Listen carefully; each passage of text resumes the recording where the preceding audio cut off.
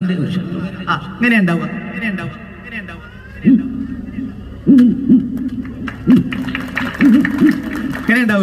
Super. ഇത് വിചാരിച്ച മുതലല്ലേ അടിപൊളി ഐറ്റംസ് കൈമാറുണ്ട്.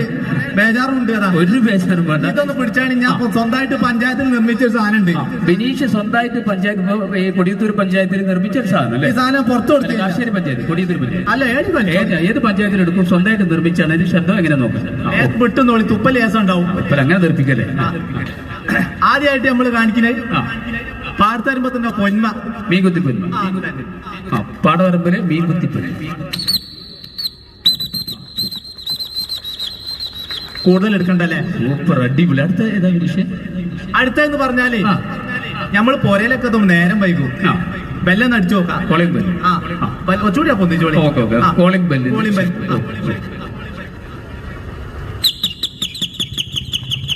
നല്ല കയ്യടി കൊടുക്കാം. ബിനീഷ് തകർപ്പ്, അടിപൊളി. ഇല്ല, ഒക്കെ കൊടുക്കുക. വന്നോട്ടെ. ഇനി എന്ന് പറഞ്ഞാല് പോലീസുകാരെ കയ്യിൽ പണ്ടത്തെ ഒരു വിസിലുണ്ട്, പഴയകാല വിസിലുണ്ട്.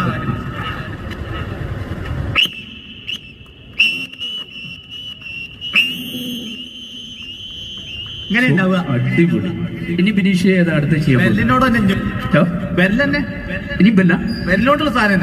ഇനി ഒരു ബെല്ലൂടെ. ഓക്കെ. അപ്പൊ ഈ പിയാവിന്റെ മുകളിൽ നിന്നൊക്കെ അണ്ണാനുണ്ട്. പൂച്ചേനെ കാണുമ്പോ തല ഒത്തിയിട്ട് ഒരു ചിലക്കുന്ന പരിപാടി. അണ്ണാരക്കണ്ണൻ. നമ്മളെ നാട്ടിൽ നിന്ന് നോക്കാൻ കഴിയുള്ളൂ. അണ്ണാരക്കണ്ണന്റെ ശബ്ദം.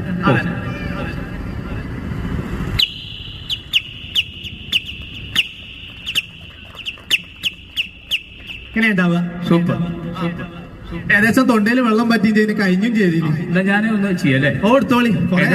ഏകദേശം വായിലെ വെള്ളം പറ്റിയപ്പോ ഇതിന് ഒരു ചെറിയ റെസ്റ്റ് കൊടുക്കാം. ഞാനിനി കേരള രാഷ്ട്രീയത്തിൽ ഒരു 2 പേരുടെ ശബ്ദം അനുകരിക്കാം. ആദ്യം ചെയ്യാൻ പോകുന്നത് നമ്മുടെ കേരളത്തിൽ ജനമനസ്സിന്റെ അഗാധതലങ്ങളിൽ ഇന്നും ജീവിക്കുന്ന നമ്മുടെ ഉമ്മൻചാണ്ടി സാർ അവസാന കാലഘട്ടത്തിലെ ആ ശബ്ദ വേരിയേഷൻ നോക്കാം. ശ്രീ ഉമ്മൻചാണ്ടി സാർ.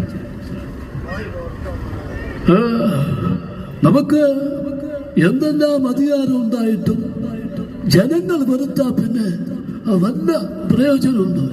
ഇനി ഒരു അധികാരമില്ലെങ്കിലും ജനങ്ങളെ സ്നേഹിക്കുകയും പ്രവർത്തകരെ കരുതുകയും ചെയ്ത വല്ല കുറവുണ്ട്.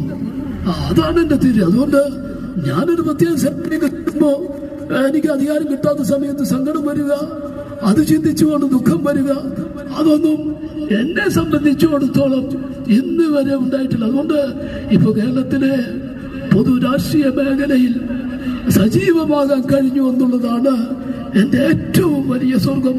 അപ്പോ എന്റെ മനസ്സിലേക്ക് അതൊരു കവിത കടന്നു വരികയാണ്. മറ്റാരുന്നുമല്ല, നമ്മുടെ